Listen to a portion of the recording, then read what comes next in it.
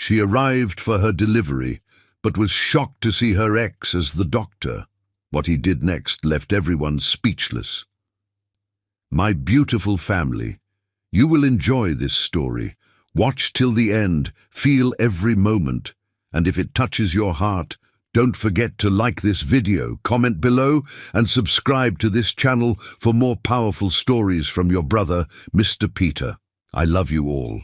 She once believed that love was the bridge between two worlds, the kind of belief that makes you brave enough to cross oceans barefoot. But bridges burn, worlds collapse, and some women learn that surviving is its own kind of courage, the kind that doesn't ask for applause, only for one more sunrise. She had survived without him. She would survive the rest of her life the same way, or so she thought, until destiny rolled her into an emergency room and placed her dying heartbeat directly into the hands of the man who'd once held it willingly, then let it shatter on the ground. The ambulance doors exploded open when the evening shift was drowning in chaos. Paramedics wheeled Thandie Lumi through corridors that smelled of antiseptic and fear, their voices urgent as they rattled off numbers that meant nothing to her unconscious mind, but everything to the medical team receiving her. Blood pressure dropping, fetal heart rates decelerating, hemorrhaging, 8 months pregnant with twins, working until she collapsed at the factory. No next of kin listed. Just a woman alone in her crisis. The receiving nurse cut away her clothes with practiced efficiency, revealing a body that told stories through its scars. A burn mark on her right forearm, a faded bruise on her ribs, calluses on her hands that spoke of manual labor, a gauntness suggesting too many skipped meals. Her face, even unconscious, carried tension that never released, as if her body had forgotten how to rest. Dr. Robert Finney was 3 doors down when the code was called. He'd been suturing a laceration, his hands steady, his mind half occupied with a surgical journal he'd been reading during lunch. The overhead speaker crackled with emergency. He finished the last stitch with speed that came from muscle memory, gave quick instructions, and strode toward the delivery room, with his white coat billowing like a sail catching wind. He pushed through the doors, already issuing orders, his eyes scanning monitors. Placental abruption, possible uterine rupture, both babies in distress, the mother's vitals cascading toward dangerous territory. Minutes, not hours. He called for the surgical team, for anesthesia, for blood products. His voice carried calm authority that made chaos organize itself. He scrubbed at the sink, his mind mapping the procedure, calculating risks. Panic saved no one. Hesitation killed. The soap ran over his hands in rhythmic circles, while he forced his breathing to slow. When he returned to the delivery room, gloved and gowned, he finally looked at the patient's face. The nurse stepped back, giving him a clear view. The world tilted. Time stopped and accelerated simultaneously. His hands began to shake so violently he had to clasp them together. A nurse asked if he was all right, her voice distant underwater. He couldn't answer, couldn't breathe. He could only stare at the woman on the table and feel his carefully constructed life crack apart like glass under a hammer. Thandie Lumi, the name on her wristband carved into his bones. He'd spent 5 years trying to forget it, trying to convince himself that time would erase her face from his memory. 5 years of lying that he'd moved on, that his choice to walk away had been right. And now she was here, unconscious and dying, and he was the only thing standing between her and oblivion. She looked nothing like he remembered, and exactly like her all at once. Thinner, hollowed by hunger or stress. The cheekbones more prominent, shadows under her eyes darker, a scar cutting through her left eyebrow. Her hair shorter, cropped close in a style more practical than decorative. Even unconscious, there was tension in her jaw, suggesting she'd learned to carry pain without sound. A nurse touched his shoulder. They needed to move. The babies were in distress. The mother's blood pressure was dropping. He could have his crisis later. Right now, he needed to be a doctor. He nodded, swallowed the boulder in his throat, and locked every emotion into a steel box he welded shut. There would be time for feeling later. Right now, there was only the work. His hands stopped shaking. His voice steadied. He became the surgeon she needed, the one trained for this exact emergency. He called for the scalpel and made the first incision with precision that comes from years of practice. Blood welled up and he worked through it, movements economical and sure. The first baby came out blue and silent. His heart stopped until the pediatric team cleared the airways, and the cry that followed was the most beautiful sound he'd ever heard. A boy, small but fighting, fists already clenched.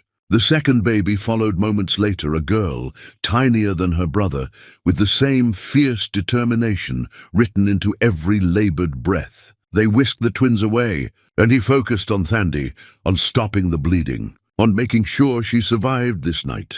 When he finally closed the last suture and stepped back, when her vitals stabilized, he stood there looking at her. The anesthesia kept her unconscious, kept her safe from awareness, and he was grateful. He didn't know what he'd say if she opened her eyes and saw him. He didn't know if she'd scream or weep or turn away. Hours later, after checking on the twins in the neonatal unit, after writing orders and reviewing charts, he found himself alone in his office with the door locked and lights off. He sat in his chair and stared at his hands, these hands that had just saved her life, and wondered if she would thank him or curse him for it.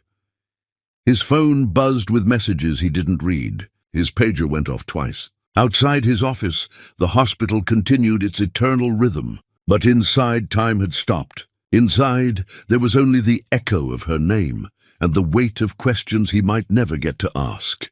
When he finally walked back to check her post-operative condition, when he stood in the doorway watching her sleeping face in the dim monitor glow, he made a promise. He would not run this time, would not let fear make his decisions, would not walk away, even if staying meant facing every mistake he'd ever made. Whatever happened next, whatever she decided when she woke and found him standing over her like some ghost from a past she'd probably spent years trying to forget, he would be there. He would stay.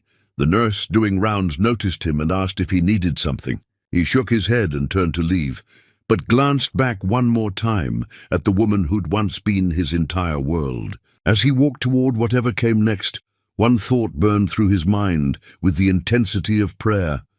She was alive, and that meant there was still a chance, however small, however impossible, that love might find a way to survive even the worst kind of damage. He didn't yet know about the passionate night that would come later, about the letter she'd leave that would never reach his hands, about the daughter sleeping in the nursery who carried his blood and his features. He didn't know that fate wasn't finished with them yet, that the story he thought had ended was only beginning, that some loves refuse to die no matter how hard you try to bury them. But he would learn. When the truth revealed itself, when all the secrets came rushing to the surface like bodies from deep water, the question wouldn't be whether they could survive it. The question would be whether surviving was enough, or if they needed something more, something neither knew how to ask for but both desperately needed, a second chance at getting it right. Chapter 2. The Awakening of Buried Truths Consciousness. Return to Thandi Lumi the way dawn breaks over a battlefield. Slow and painful and full of smoke. Her body registered pain first, a deep ache radiating from her abdomen outward, like rings in water, followed by awareness of tubes and wires and the steady beep of machines measuring her continued existence. Her mouth tasted of copper and chemicals. Her throat felt scraped raw. When she tried opening her eyes, the fluorescent light stabbed through her skull. She made a sound that was half-groan before managing to crack her eyelids open. Hospital. The realization came with panic that made the monitors accelerate. The babies. Where were her babies? She tried sitting up and discovered her body had other plans. A wave of agony forced her back against pillows with a cry that brought a nurse rushing in. The woman placed a palm on her shoulder with gentle pressure, telling her to stay still, to breathe, that everything would be all right. "My babies," she rasped, her voice barely recognizable. "Where are my babies?" The nurse smiled with genuine warmth. "Your babies are perfect. A boy and a girl. They're in the neonatal unit being monitored, but they're healthy and strong. You can see them soon. Relief crashed through Thandie so intensely it felt physical, as if someone had cut strings holding her suspended, and she was falling.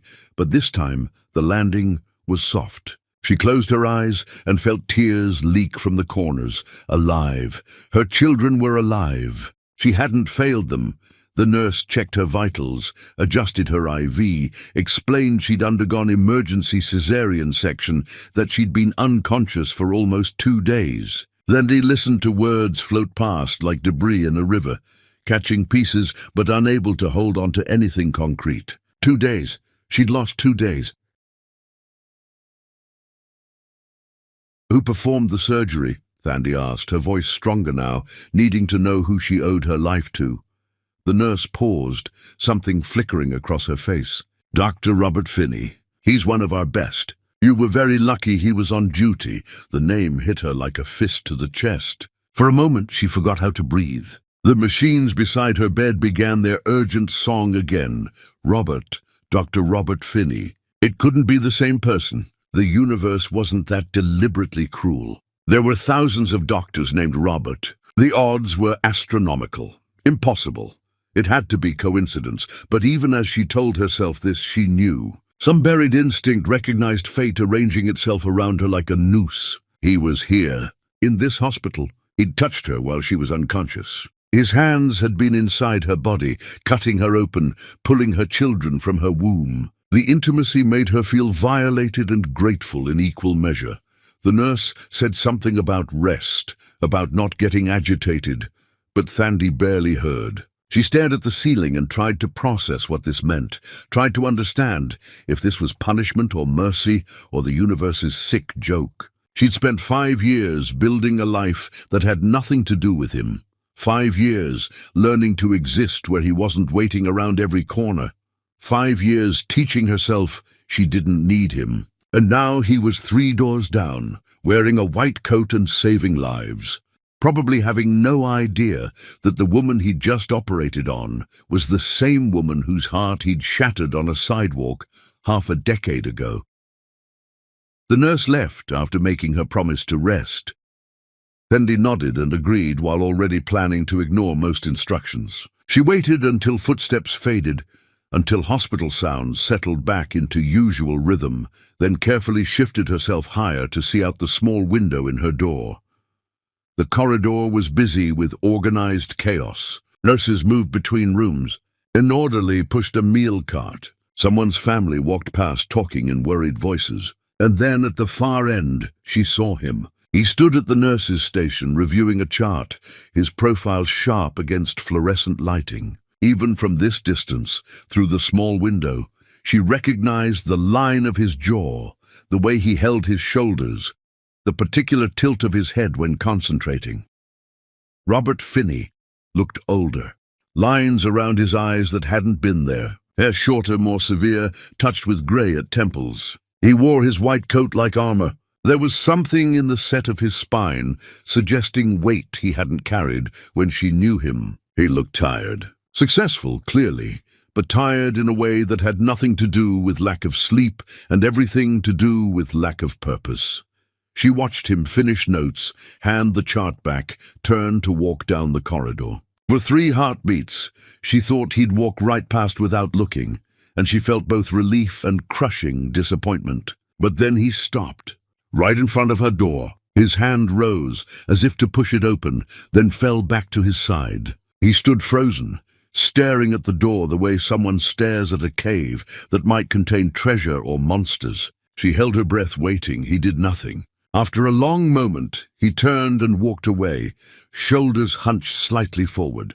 So he did know. He knew exactly who she was, and he was avoiding her, which meant either he felt guilty or he felt nothing and didn't want the awkwardness of reunion. The day passed in a blur of medical checks, and pain medication and nurses encouraging her to eat even though everything tasted like cardboard. They brought her children in the late afternoon, wheeling them in plastic bassinets like precious cargo. When she held them for the first time while fully conscious, when she looked down at their tiny, perfect faces and counted fingers and toes, she felt something break open inside her chest that had been locked tight for years. The girl was smaller, with a cap of dark hair and eyes that seemed to look right through her. The boy was louder, already making his presence known with lusty cries the nurses said were good signs. She held them both against her chest and whispered promises into their soft hair. Promises that she'd protect them, that she'd be enough, that they'd never know abandonment. When the nurse came to take them back for monitoring, Thandi asked about birth certificates. The nurse handed her forms and a pen. She stared at blank spaces where their identities would be written into official existence. She'd thought about names during pregnancy, during long nights when she couldn't sleep. She'd made lists and crossed them out, trying to find names that meant something, that would give her children strength. For the girl, she wrote Amara Soleil. Amara meaning eternal, unfading. Soleil meaning sun, a name promising permanence and light. For the boy, she wrote Elior Zain. Elior meaning God is my light. Zain meaning God's gracious gift. Names that felt like prayers, hopes made solid. Night fell outside her window, and the hospital shifted into its nocturnal rhythm. She lay awake, staring at the ceiling, unable to stop replaying the image of Robert standing outside her door like a man at a crossroads. She didn't hear the door open, didn't know he was there until she turned her head and saw him standing just inside the threshold, backlit by corridor lights, his face in shadow. They stared at each other across the small distance of the hospital room. Across the vast distance of 5 years. I didn't know if you'd be awake, he said finally. His voice rough and low, and she heard in it the same exhaustion she felt in her bones. She wanted to tell him to leave, wanted to scream at him. But what came out was something small and broken and unbearably honest. You shouldn't be here. I know, he said, and took one step further into the room, letting the door close behind him with a soft click that sounded like a lock turning, like a decision being made, like the beginning of something neither was ready for but could no longer avoid. Chapter 3. The Weight of Unspoken Histories. The silence between them was thick enough to choke on. Then Dee watched him stand in the dim light, this man who used to know every inch of her soul, who now looked like a stranger wearing a familiar face. He'd aged in ways that went beyond grey at his temples. There was a heaviness to him now, a gravity that pulled everything inward, as if he'd learned to carry pain the way some people carry scars. Robert didn't move closer. He stayed near the door, as if keeping an escape route open, his hands hanging at his sides. She remembered those hands, remembered them holding her face like she was precious, remembered them letting her go like she was nothing. The babies are healthy, he said, his voice careful and clinical, taking refuge in facts. Amara needed some supplemental oxygen at first, but she's breathing well on her own now. Elio has been strong from the start. Both are feeding adequately. Their prognosis is excellent. She listened to him recite medical information as if they were strangers, as if he hadn't once promised to build her a life where she never had to be afraid again. Something hot and sharp twisted in her stomach. Thank you for the report, Doctor. Is that why you came here in the middle of the night? To give me an update you could have delivered during rounds? He flinched. I came to make sure you were all right. To see if you needed anything? What I need, she said, her voice low and hard, is for you to tell me how this happened. Of all the hospitals in this city, of all the doctors who could have been on duty, how did it end up being you? I work here, he said simply. I have for 3 years. You were brought to the emergency room. I was the attending obstetrician. It wasn't a conspiracy. It was just terrible luck. Terrible luck, she repeated, and the laugh that escaped had no humor in it. Is that what we're calling it now? As if the universe doesn't have a sense of irony so cruel it borders on sadistic.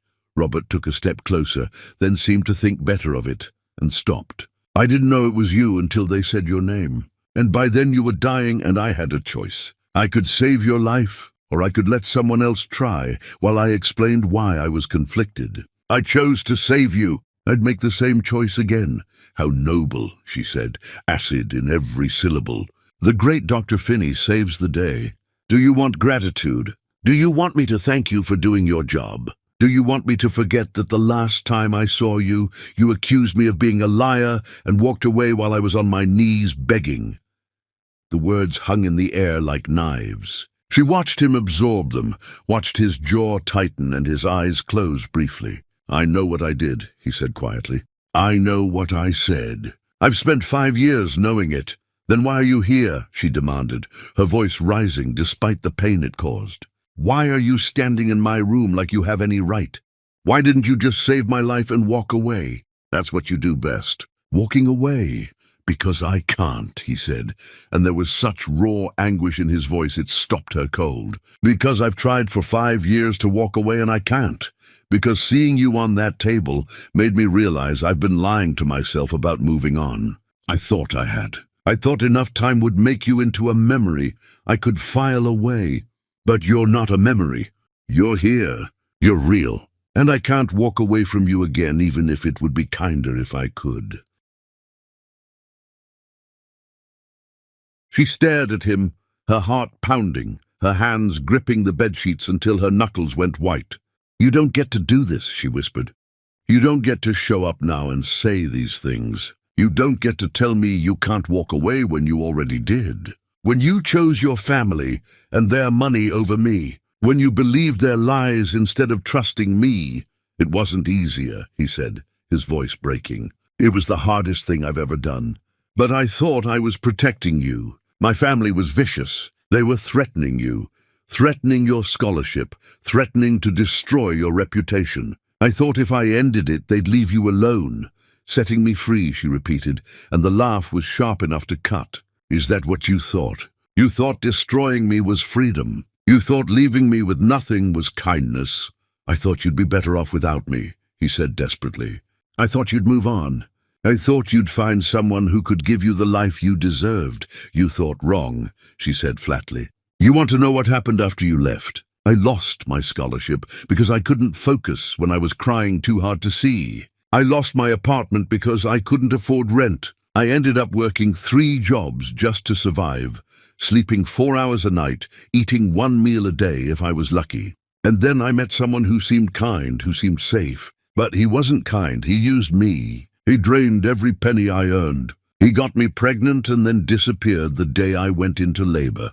So tell me, Robert, tell me how well your protection worked. Each sentence landed like a blow. She watched the color drain from his face, watched him sway slightly. I didn't know, he whispered. I swear I didn't know. I looked for you. I hired investigators. I didn't want to be found, she said. I changed my name. I moved across the city. I cut ties with everyone because I couldn't stand the pity in their eyes. I erased myself from the world we shared because existing in it without you was unbearable.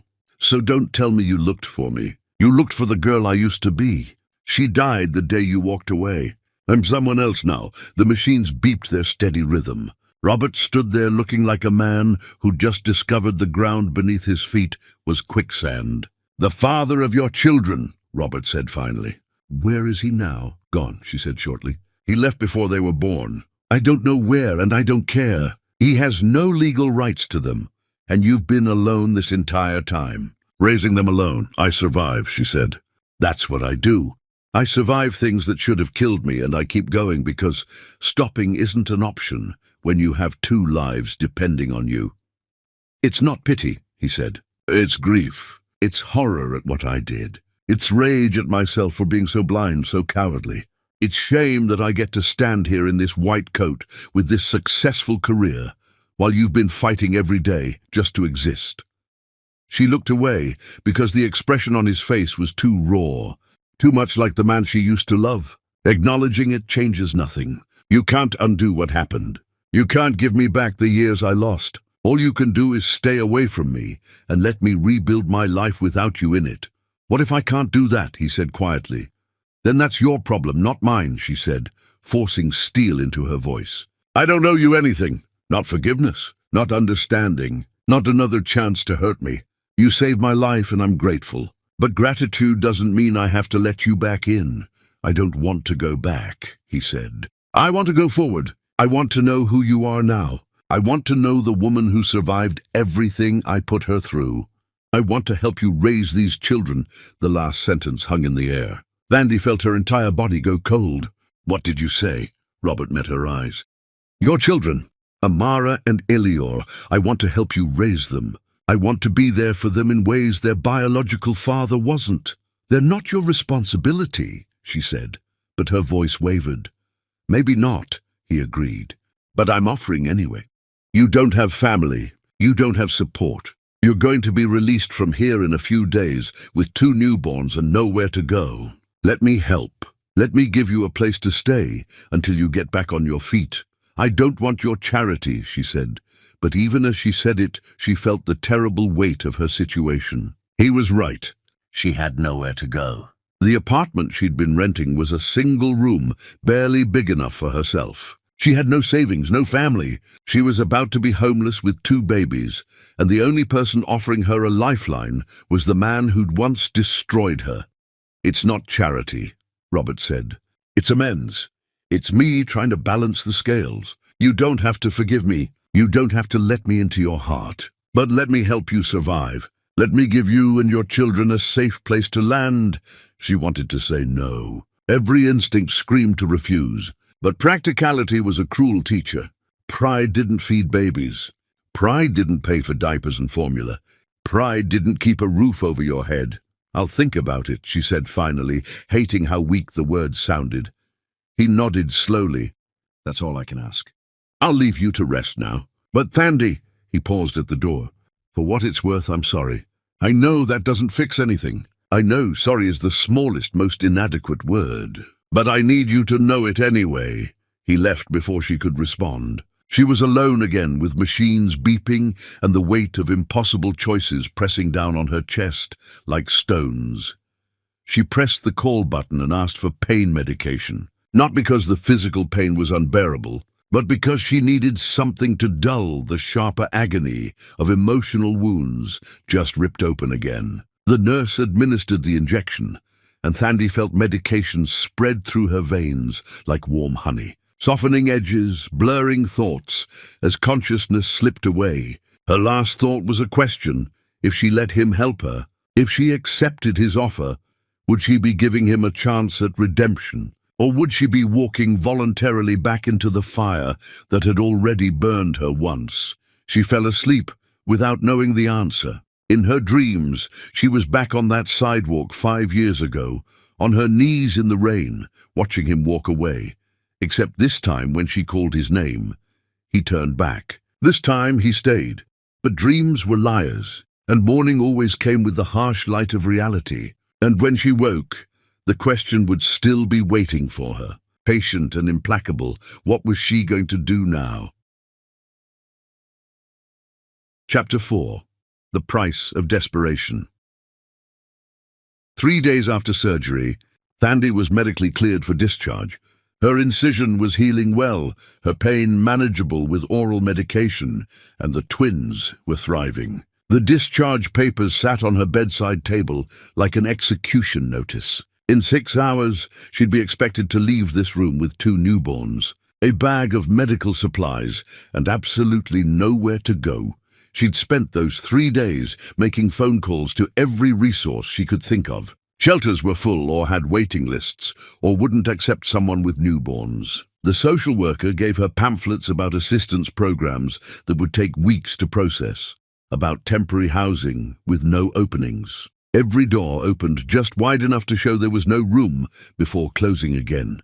Juan Rios hadn't contacted her, hadn't come to the hospital, hadn't shown even a flicker of interest in the children he'd helped create. She was grateful for his absence, even as it confirmed what she'd already known. She was entirely alone. Whatever happened next, she'd face it without him, which was infinitely preferable to facing it with him. Some absences were blessings. The social worker mentioned Robert's offer during one of their meetings, her tone carefully neutral as she pointed out that refusing help out of pride was one thing, but refusing it when 2 infants depended on her was something else entirely. Thandi had wanted to argue, had wanted to explain that accepting help from Robert wasn't about pride, but about self-preservation. But the words died in her throat because the social worker was right. Her feelings didn't matter anymore. Only survival mattered.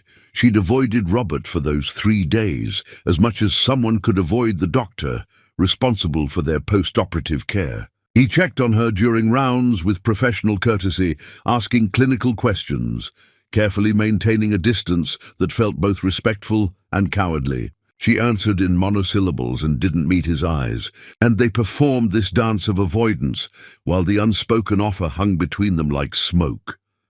On the morning of her discharge, he entered her room earlier than usual before shift change chaos. When the hospital was caught in that pre-dawn quiet, he knocked softly, even though the door was open, waited for her nod before entering, and stood at the foot of her bed with his hands in his pockets. "You're being discharged today," he said. "Not a question. Yes. Have you made arrangements?" "Not yet." The lie tasted bitter. He nodded slowly, his eyes searching her face. "My offer still stands. I have a house. It has more rooms than I use. You and the children could stay there until you figure out your next steps. No obligations, no expectations, just a safe place to recover." She wanted to refuse, wanted to tell him she'd rather sleep on a park bench. But when she looked down at Amara asleep in the bassinet beside her bed, at the tiny, perfect face that trusted her to make the right choices, the words wouldn't come. Pride was a luxury she couldn't afford. "What would you expect in return?" she asked, her voice flat, preparing herself. Robert looked stricken, as if the question itself was an injury. "Nothing. I expect nothing. You'd have your own space, your own privacy. I work long hours, so you'd barely see me. I just want to know you and the children are safe. People don't give without wanting something back," she said. "Even kindness has a price. Then consider this payment on a debt," he said quietly. "I owe you more than I can ever repay. Let me start by giving you this small thing." Small thing. He called it a small thing, this offer of shelter when she had none. She supposed to a man like him it was small, but to her it was everything. It was the difference between homelessness and safety. She looked away, blinking back tears that had no business being in her eyes, and made a decision that felt like stepping off a cliff. "I'll stay for 1 month, only until I can find a job and a place of my own. And we need rules, boundaries. You don't get to act like you have any claim on me or my children. You don't get to play house. You're providing temporary housing. That's all." "Agreed," he said, and the relief in his voice was palpable. "Whatever boundaries you need, I'll respect them. I'll have one of the guest rooms prepared. It's on the opposite side of the house. You'll have your own bathroom. There's a nursery that was never used, if you wanted for the twins, a nursery that was never used." The words hung there, full of implications she didn't want to examine. Had he been married? Had there been loss? She didn't ask, because she didn't want to know, didn't want to see him as someone who'd suffered too. "When can we leave?" she asked instead. "I can arrange for a car this afternoon, after the pediatrician does the final check. I'll have everything you need set up at the house. Formula diapers, clothes. I can provide for my own children," she said sharply, even though they both knew she couldn't, not yet. "I know you can," he said gently, "but let me help until you're back on your feet." She nodded curtly, dismissing him, and he left without trying to say more. When the door closed, she picked up Amara and held her against her chest, breathing in that newborn smell, and tried not to think about the house she'd left. The man who might have given her everything if she'd been brave enough to stay. The car that arrived that afternoon was understated but expensive, driven by a service rather than by Robert himself. She was grateful for his absence. The driver was professional and courteous, loading her meager belongings and the twins' car seats with practiced efficiency. She watched the hospital disappear through the rear window and felt like she was leaving behind the last neutral ground. The drive took them out of the part of the city she knew, away from cramped apartments and corner markets and bus stops where she'd spent the last 5 years. Into neighborhoods where the streets were wider and houses sat behind gates and manicured lawns. She watched the scenery change and felt the distance grow between the woman she'd been this morning and whoever she was about to become. The house was not a mansion, but it was close, a sprawling structure of stone and glass that spoke of wealth worn comfortably. The driver pulled through iron gates that opened automatically, up a circular driveway lined with trees showing autumn colors, and parked in front of double doors that looked heavy enough to keep out armies. Thandi sat in the back seat holding Eleanor while Amara slept and wondered what she'd just agreed to. Robert emerged from the house before she could decide whether to get out or tell the driver to take her anywhere else. He was in casual clothes, jeans and a sweater that made him look younger and more vulnerable than the white coat did. He approached slowly as if afraid of startling her. He opened her door and offered his hand, and after a moment's hesitation, she took it, letting him bear some of her weight as she stood on legs that felt unsteady. "Welcome," he said quietly. "Let me show you to your room." He carried one of the twins while she carried the other, and led her through a house that was beautiful in an impersonal way, like something from a magazine. They climbed a staircase with a banister that gleamed, walked down a hallway lined with artwork she didn't look at, and stopped in front of a door he opened to reveal a suite bigger than any apartment she'd ever lived in. The room had a large bed with fresh linens, a sitting area with comfortable chairs, windows that overlooked a garden, and an attached bathroom with a tub deep enough to drown in. Through another door, she could see a nursery painted in soft neutrals, equipped with 2 cribs, a changing table, a rocking chair. It looked like something from a dream. It looked like a trap. "I hope this works," Robert said, setting Amara's car seat down gently. "If you need anything changed, just tell me." "This is too much," she said, her voice small despite herself. "It's a room," he said simply, "and you need it. That's all that matters." He left her there with instructions on where to find the kitchen, where he'd be if she needed anything. He didn't linger, didn't try to make conversation, didn't push past boundaries. When the door closed, Thandi stood in the middle of that beautiful room, holding her children, and felt tears slide down her face. Not from gratitude or relief, but from the sheer exhaustion of carrying so much weight for so long. She settled the twins in their cribs, watched them sleep with fierce protectiveness. Then she walked to the window and looked out at the garden below, at the roses still blooming despite autumn chill, at the wealth and security that surrounded her like a fortress, and wondered what price she'd eventually have to pay for accepting this shelter, because there was always a price. She'd learned that the hard way. The only question was what form the payment would take, and whether she'd be able to afford it when the bill came due. She pressed her forehead against the cool glass and closed her eyes, and made a promise to herself. 1 month, maybe 2 at most, just long enough to get her strength back, to find work, to save enough to get out. She wouldn't let herself get comfortable here, wouldn't let herself forget that this was temporary.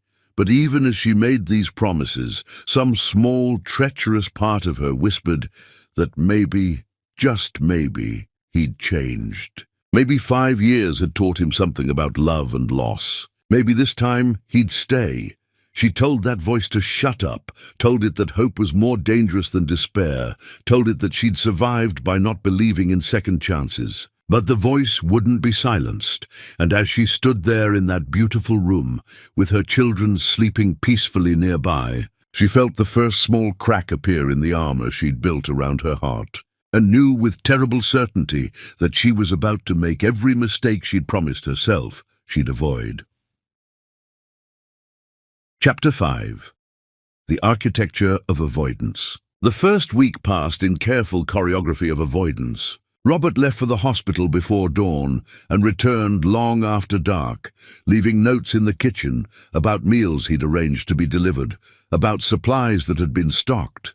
Thandi spent those days learning the rhythms of her children, the particular cry that meant hunger versus discomfort, the way Amara would only settle if held on the left side, while Eleanor preferred the right. The house was quiet in ways that felt both comforting and oppressive.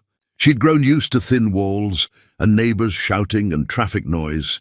Here, the silence was so complete it felt like being underwater, and sometimes she'd turn on the television just to hear voices, to remember the world still existed beyond these walls.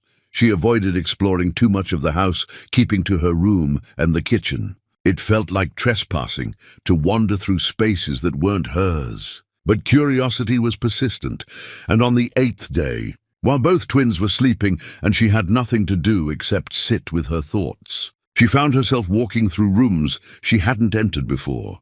There was a library with floor-to-ceiling shelves, books organized by subject in a way suggesting someone had actually read them. There was a music room with a piano that looked expensive and well-maintained. There was a formal dining room with a table that could seat 12, but showed no signs of ever hosting a meal. The house was beautiful and empty, a monument to loneliness disguised as success. She found herself in what must be his study, a room that smelled of leather and old paper, with a desk covered in medical journals and a wall of framed degrees. She should have left immediately, but something drew her further into the room. There was a photo on his desk, facing away from where he'd sit, and she picked it up without thinking. It showed Robert on what must have been his wedding day, standing next to a woman who was beautiful in a cold, polished way. He looked uncomfortable in the photo, his smile not reaching his eyes, his body angled slightly away from his bride, as if already trying to escape. She set the photo down quickly, feeling like she'd intruded on something private. "That was 3 years ago," Robert's voice came from the doorway, and she jumped. She hadn't heard him come home. "I should have put that away." "I'm sorry," she said quickly. "I wasn't snooping. I was just walking and the door was open." "It's fine," he said, stepping into the room but maintaining distance. "You're not a prisoner. You can go wherever you want." He moved to the desk and turned the photo face down with a gesture that held such finality it felt like an ending.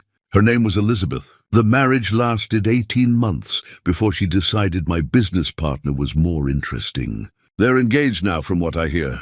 I should probably burn that photo, but it serves as a useful reminder. Of what? Thandi asked before she could stop herself. That my mother's choice of wife was about as successful as every other decision she's made for me. There was bitterness in his voice she'd never heard before. They stood there in uncomfortable silence. Thandi felt a flicker of something that might have been sympathy if she allowed herself to feel anything for him beyond carefully maintained distance. "I should go check on the twins," she said, moving toward the door, needing to escape the intimacy of this moment. "Thandi." He said her name like a prayer. She stopped but didn't turn around. "Thank you." "For what?" "For being here. For letting me help. For giving me a chance to do something right after doing so many things wrong." She didn't respond. Couldn't respond. She just kept walking until she was back in her room with the door closed and her children sleeping peacefully, and the dangerous sympathy locked away where it couldn't betray her. She didn't want to see him as human, didn't want to know about his failed marriage or his loneliness. It was easier to hate him when he was a monster. Harder when he was just a man who'd made terrible choices and was trying to atone. The days continued in their careful pattern. Robert leaving early, returning late, existing in parallel without intersecting. Except sometimes she'd come downstairs to find fresh flowers on the kitchen table, or a book she'd mentioned wanting to read years ago sitting outside her door, or formula that was a different brand because he'd noticed Elior seemed to tolerate it better. Small gestures that said he was paying attention, that he remembered. She hated the flowers, hated the books, hated every small kindness because they made it harder to maintain the anger that kept her safe. It was easier when he was absent. But these gestures, these tiny invasions of thoughtfulness, they complicated everything. On the 12th night, she woke to the sound of crying, but it wasn't her children. She lay in bed listening, trying to identify the source, and realized it was coming from somewhere else in the house. She should have stayed in her room. But something pulled her out of bed, had her wrapping a robe around herself and following the sound to a room she hadn't entered before. The door was cracked open, and through it she could see Robert sitting on the floor with his back against the bed, his head in his hands. his shoulders shaking with sobs that sounded like they were being torn from somewhere deep inside. There was an empty bottle on the nightstand, and the smell of whiskey in the air. She should have left. Should have given him privacy. But instead she pushed the door open further and said his name quietly. And when he looked up at her with eyes red from crying and something that looked like desperation, she made a choice that went against every instinct of self-preservation. She sat down beside him on the floor, close but not touching, and asked the question she'd been avoiding. Why? Why what? His voice was hoarse, wrecked. Why all of this? Why the house and the flowers and the books? What do you want from me? He was quiet for so long she thought he wouldn't answer. Then he said, I want absolution. I want to stop seeing your face every time I close my eyes. I want to stop wondering if you're safe every moment I'm not watching. I want to stop hating myself. I want forgiveness I don't deserve, and I'm terrified you'll never give it to me, and I'll spend the rest of my life trying to earn something impossible to earn. His words hung in the air, raw and honest. She hugged her knees to her chest and stared at the wall. You can't earn forgiveness. It's not something you buy with flowers and rent-free housing. It's something that happens or doesn't happen, and you can't control it. I know, he whispered, but I have to try. Because the alternative is accepting that I destroyed the best thing in my life, and there's nothing I can do to fix it. I can't accept that. I can't live with that. So this is about you, she said, and there was an edge to her voice. About making yourself feel better. About easing your guilt. Not about me. No, he said urgently, turning to face her. That's not what I meant. I'm explaining this badly. I'm half drunk and exhausted, and I haven't slept more than 4 hours a night since you showed up in my emergency room, because every time I close my eyes I see you dying and I can't make it stop. She looked at him then, really looked at him, and saw the dark circles, the weight he'd lost, the tremor in his hands. He looked like someone hanging on by his fingernails. You need to sleep, she said, and was horrified to hear concern in her voice. I can't, he said simply. Every time I try, I dream about losing you again. About watching you die, about all the ways I failed you. You're not failing me, she heard herself say, and wondered when she'd started lying. You're giving me a place to stay. You're helping me take care of my children. That's more than anyone else has done. Your children, he repeated, something strange in his tone. You keep calling them your children. Not our children, never ours. They're not yours, she said, confused. I know that, he said quickly.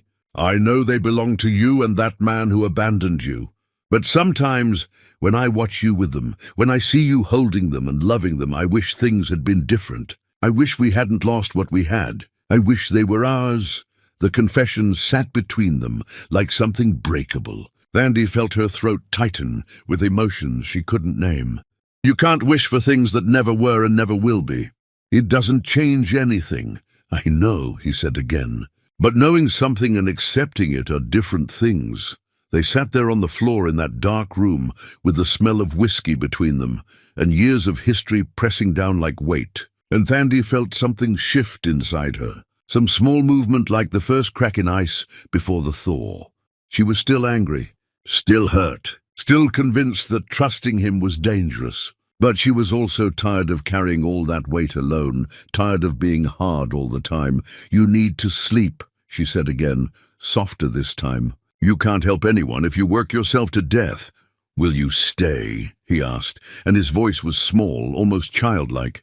Just until I fall asleep. I sleep better when I know you're safe. She should have said no, should have stood up and walked back to her room. But instead she nodded. And when he moved to lie down on the bed, still in his work clothes, she sat in the chair by the window and watched him. His breathing evened out within minutes, the alcohol and exhaustion pulling him under. After an hour, when she was sure he wouldn't wake if she left, she stood to go. But as she passed the bed, his hand shot out and caught her wrist, his grip gentle but insistent. Please, he mumbled, still mostly asleep. Don't leave. Not yet. She could have pulled away. Should have pulled away. Instead, she found herself sitting on the edge of the bed, found his hand still holding hers, found herself staying when every instinct told her to run, when his breathing deepened again into true sleep. She carefully extracted her hand and walked back to her room, closing the door behind her and leaning against it, as if it could protect her from the realization settling over her like snow. She was in trouble, because somewhere in the last 2 weeks, somewhere between the flowers and the books, and the careful kindness and the broken man crying on the floor, her armor had developed cracks. And if she wasn't careful, if she didn't guard herself more carefully, those cracks would spread until the whole structure came crashing down, and she'd be left defenseless against the one person who'd already proven he could destroy her.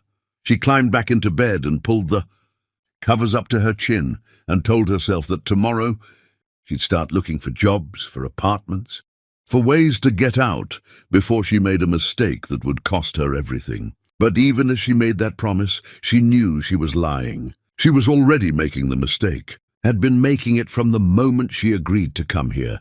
The scariest part was that a small, treacherous part of her was hoping she would. Chapter 6. The night everything changed. 3 weeks into living in Robert's house, Thandi woke to screaming. Not her children's screaming, which she'd become attuned to. This was different, adult, male, coming from Robert's room with such raw terror that she was moving before conscious thought caught up.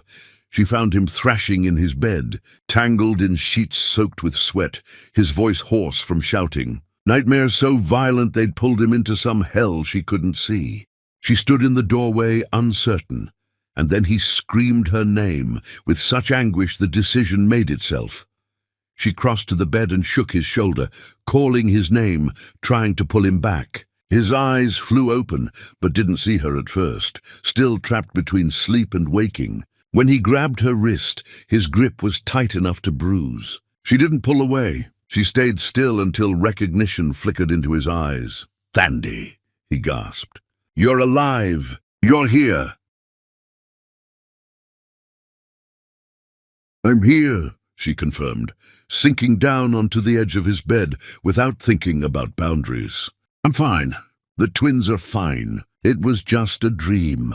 He pulled her against him then, his arms wrapping around her with desperate strength, his face buried in her hair, his whole body shaking. She should have pulled away, but his terror was so palpable that she found herself holding him back, her hands smoothing up and down his back. "I keep seeing you die," he whispered, "every night, 1,000 different ways. And I can't save you. I'm not dead," she said quietly. "I'm right here." He pulled back just enough to look at her, his hands coming up to cup her face, his thumbs brushing away tears she hadn't realized were falling. "You're really here. This is real.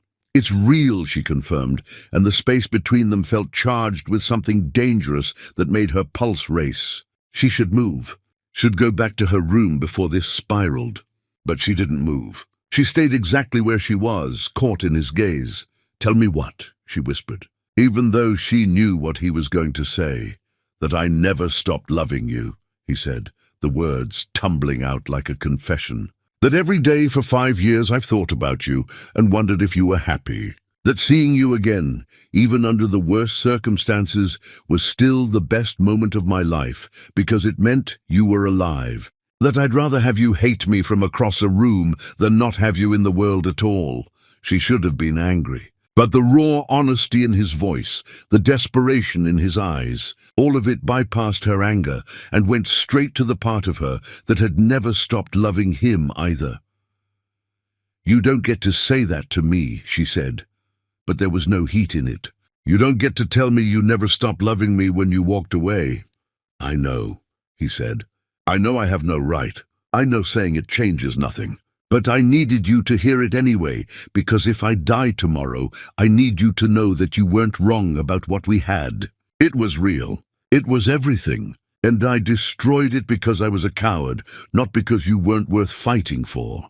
His words broke something open inside her, and suddenly she was crying, really crying. All the grief she'd been carrying for 5 years came pouring out. And Robert pulled her close and let her cry against his chest, his arms around her, his own tears falling into her hair.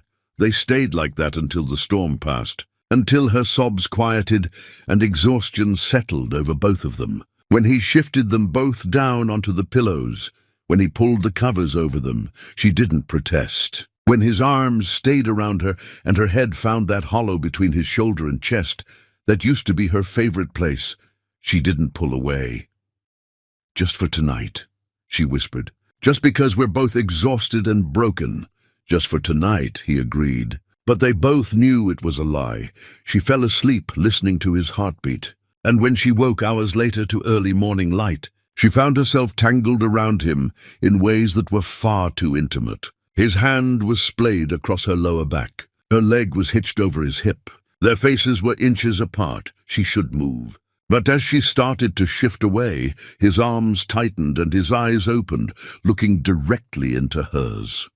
"Don't go," he said quietly. "Not yet, please. Tell me to stop," he whispered. "Tell me this is wrong and I'll let you go.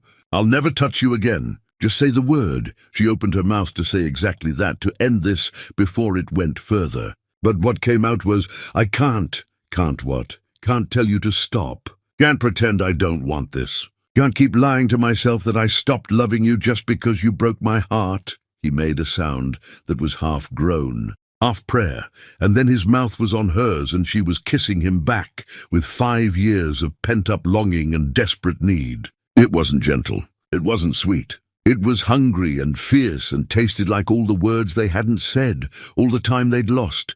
She pulled back, gasping, her hands fisted in his shirt, her body trembling. "We shouldn't be doing this. This is a terrible idea." "Probably," he agreed, his voice ragged. "Does that mean you want to stop?" She looked at him and saw the same desperate need reflected in his eyes that she felt. Saw the man she'd loved with everything she had. Saw the man who'd destroyed her. And made a choice that went against every bit of common sense she possessed. "No," she whispered. "I don't want to stop." What followed was inevitable as gravity. They came together with desperation that spoke of years of deprivation. Every touch was both familiar and brand new. He explored the changes in her body with reverent attention, kissing every scar. She mapped his body in return, finding new scars of his own. They moved together with a synchronicity that should not still exist after so much time, but it did. When they finally joined, when he pressed inside her with aching slowness, they both froze, overwhelmed by the intensity. "Look at me," he said, his voice strained. "I need you to see me, to know it's me." She opened her eyes and met his gaze, and what she saw there took her breath away. Love, pure, undiluted, unguarded love. And in that moment she stopped fighting, let herself fall into this with full knowledge it might destroy her again. They moved together slowly at first, then with increasing urgency, chasing something that felt like redemption, like healing, like coming home. When release came, it was mutual and shattering. He collapsed beside her, pulling her into his arms, and she went willingly. They lay there in the aftermath, reality beginning to creep back in. But exhaustion was pulling at her, and before she could form words, sleep claimed her. When she woke again, the sun was higher, and she was alone. Panic seized her briefly, until she heard the twins crying down the hall. She got up and pulled on the robe he'd left at the foot of the bed.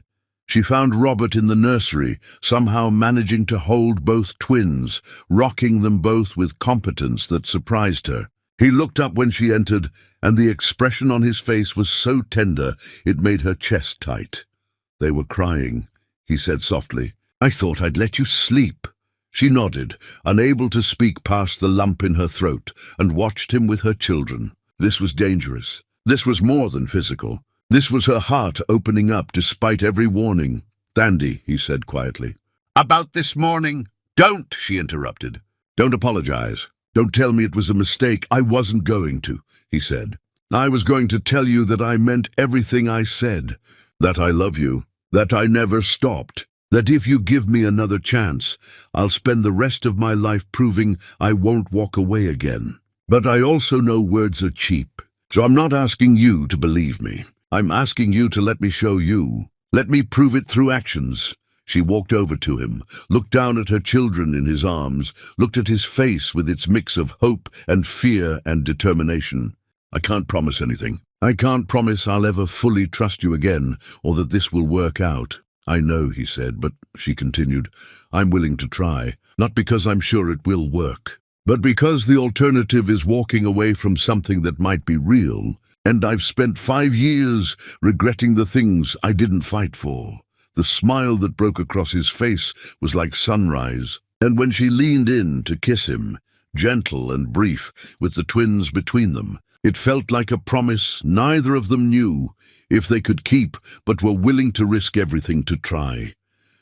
What she didn't know, what she couldn't know yet, was that the night they'd shared had created more than just a tentative reconciliation, that the passionate hours in his bed had planted a seed that would grow into the most complicated gift either could imagine, that when she eventually left, when circumstances forced her hand, she'd be carrying more than just memories, she'd be carrying his daughter, but that revelation was still weeks away.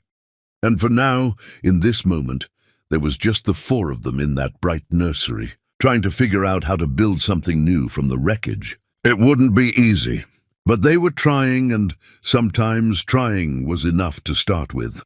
Chapter 7. The Unraveling. For 2 weeks they existed in a fragile bubble of almost happiness. Robert adjusted his schedule to spend more time at home, to be present for morning feedings and evening baths, to share the weight of caring for 2 infants. They moved carefully around each other, testing boundaries, relearning how to be in the same space without armor. There were good moments, sweet moments, moments where she could almost believe this might actually work. And then there were moments where the past rose up like a ghost, and she remembered why trusting him was dangerous. They didn't talk about what they were, didn't define the relationship or make plans beyond the immediate future. It felt safer that way. He slept in her room more nights than not, but kept clothes in his own room, maintained the fiction that they were still separate people living separate lives who just happened to share space and sometimes a bed. It was a comfortable lie. She'd started looking for work, sending out applications to entry-level positions. The responses were disappointing but expected. No one wanted to take a chance on a single mother with gaps in employment and no marketable skills. But she kept trying because the alternative was accepting permanent dependence on Robert. On the 15th day, everything changed. She'd just put the twins down for their afternoon nap when nausea hit her with sudden violence. She barely made it to the bathroom before vomiting. She sat on the cold tile floor, shaking and confused, because she'd been feeling fine all morning. Food poisoning, maybe. A stomach virus. Something that would pass. But it didn't pass. It happened again the next morning. And the morning after that. By the 4th morning, as she knelt over the toilet with Robert holding her hair back and rubbing circles on her back, a terrible suspicion began to form. A suspicion she immediately tried to dismiss because it was impossible, because her body was still recovering from giving birth, because she was breastfeeding, except not impossible. Never impossible. She bought a pregnancy test on a trip to the pharmacy, hiding it under the diapers and formula as if concealing it would make it less real. She waited until Robert left for a shift at the hospital, then locked herself in the bathroom with hands that wouldn't stop shaking. 3 minutes. She set a timer on her phone and paced the small bathroom, counting seconds, trying not to think about what a positive result would mean. How impossible the timing was. How unfair it felt to be pregnant again when she was still learning how to be a mother to the children she already had. The timer went off. She looked at the test. 2 pink lines, unmistakable, positive. She sank down onto the closed toilet lid and stared at those 2 lines until they blurred through tears. Pregnant. She was pregnant. With Robert's child. The man who'd left her once and might leave her again. The man she was trying to trust but hadn't quite managed to. For 3 days, she carried the secret like a stone in her chest, unable to find the words to tell him, unable to decide if she should tell him at all. Maybe she could just leave, just disappear the way she had before. Start over somewhere new where no one knew her history. It would be hard, maybe impossible, But she'd survived impossible before. On the third night he found the test. She'd hidden it in the bathroom cabinet behind toiletries, but he'd been looking for something and moved things around. And there it was. He walked into the bedroom holding it, his face unreadable, and asked the question she'd been dreading. "Is this yours?" She could have lied. But she was tired of lying, tired of hiding, tired of pretending she could control outcomes. So she just nodded and watched his face. He sat down heavily on the edge of the bed, the test still in his hand, staring at it. "How far along?" "I don't know. A few weeks, maybe. It would have to be from that morning. There hasn't been any other time since." "That morning," he repeated, and something that looked like wonder crossed his face before being replaced by concern. "Are you all right? Do you need to see a doctor?" Of course his first thought would be medical. "I'm fine. Just morning sickness. And the twins. Managing them while pregnant. That'll be difficult. We should hire help." "Stop," she interrupted. "Stop planning. Stop trying to fix this. Just tell me what you're feeling." He looked at her then, really looked at her, and she saw too many emotions cross his face. "I don't know what I'm feeling. I'm shocked, terrified, overwhelmed, but also," he paused, searching for the right word. "Happy. Is that wrong? To be happy about an unplanned pregnancy when you're clearly upset." "I'm not upset," she said, and realized as she said it that it was true. She was scared and confused and worried about logistics, but somewhere underneath was a small, stubborn spark of happiness she was afraid to acknowledge. "I'm just trying to figure out what this means." "It means you're pregnant with my child," he said simply. "It means our lives just got more complicated. It means we have decisions to make. But mostly it means that I love you and I want this, if you want it. I want all of it. The chaos and the sleepless nights and raising 3 children. I want to do it with you." His words should have been comforting, should have been exactly what she needed to hear. But instead, they triggered something in her. "You say that now. You say you want this now. But what happens when it gets hard? What happens when your family finds out and starts pressuring you again? What happens when you wake up one day and realize you made a mistake?" "That won't happen," he said firmly. "You don't know that," she shot back. "You can't promise that. You promised before. You said I was your everything. You said you'd protect me. And then you walked away. So forgive me if I don't just take your word for it this time." He flinched, as if she'd slapped him, but didn't back down. "You're right. I can't make promises about the future because I broke them before. But I can tell you I'm not that man anymore. I spent 5 years living with the consequences of my cowardice. 5 years hating myself. 5 years learning that some mistakes don't get second chances. And then you showed up in my emergency room, and I got a miracle I didn't deserve. I'm not wasting it. I'm not walking away. Not from you, not from this baby, not ever again." "Pretty words," she said, but there was less heat in it now. "How do I know they're not just words?" "You don't," he said simply. "You have to decide if you're willing to risk trusting me again. I can't make that decision for you. I can only tell you that I'll spend every day for the rest of my life proving your trust isn't misplaced. That I'll choose you over my family. That I'll choose you over anything else that tries to come between us. That I love you enough to fight for this, even when it gets hard."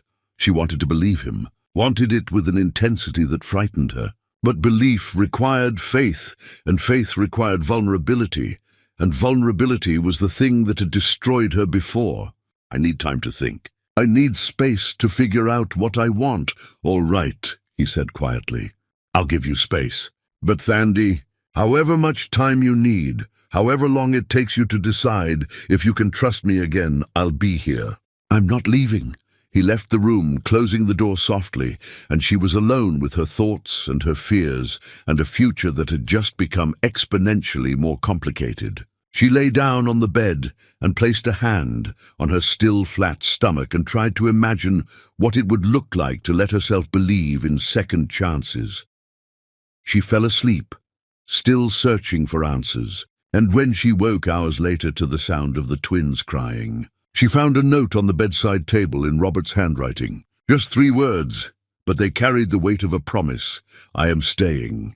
She tucked the note into her pocket and went to tend to her children. and tried not to think about the fact that she wanted desperately for those words to be true, for him to mean them. But wanting something didn't make it real, and hope was a dangerous thing. So she held her children and whispered promises to the baby growing inside her that she'd protect them all, that she'd be enough even if no one else stayed. And she tried not to notice the way her heart was already starting to hope again, despite every warning, despite knowing better, because sometimes hope was stronger than fear. Sometimes it persisted even when you tried to kill it. And sometimes, against all odds, hope was the thing that saved you. She just didn't know yet if that would be true for her, or if hope would destroy her one more time before she learned to stop believing in impossible things. Chapter 8. The letter no one read. The decision came to her at 3 a.m. while feeding Elior. She couldn't stay. Not like this, suspended in uncertainty, waiting to see if Robert would keep his promises or break them. She needed to give him space to decide what he really wanted without the pressure of her presence, without the daily reminder of all the ways his life had become complicated because she was in it. She would leave. Not forever, just for a little while, just long enough to get her own thoughts in order, to figure out if she could really trust him again or if she was just fooling herself. She'd go stay with an old colleague from one of her previous jobs, someone who'd offered help months ago. She'd take the twins and give Robert breathing room to think about what he wanted his life to look like, and she'd leave him a letter. Would tell him where she was going and why. Would give him her friend's address so he could find her when he was ready. Would make it clear this wasn't running away but stepping back. She spent the morning packing while Robert was at the hospital, trying not to cry as she folded tiny clothes. The twins seemed to sense something was wrong, both fussier than usual. She powered through, telling herself this was the right thing, the smart thing. The letter took her an hour to write. She told him about the pregnancy, about her fear, about needing time to think without the weight of his presence influencing her decisions. She told him she wasn't leaving because she didn't love him, but because she loved him too much to stay without being sure. She wrote out her friend's address carefully, underlining it twice so he couldn't miss it. She ended with a promise that she'd be waiting, that when he was ready, she'd listen. She left the letter on his pillow, propped against the headboard where he couldn't miss it. She took one last look around the room that had briefly felt like home. At the nursery, where he'd held her children with such care, at the house that had offered shelter. Then she called a cab, loaded the twins, and left before she could change her mind. What she didn't know, what she couldn't have predicted, was that Robert came home early that day. Came home in the middle of her departure, pulling into the driveway just as her cab was pulling out. He saw her in the back seat, saw the twins in their car seats, saw her pale face through the window as the cab drove past. He didn't see the letter, didn't know she'd left him an explanation, an address, a way to find her. All he saw was her leaving.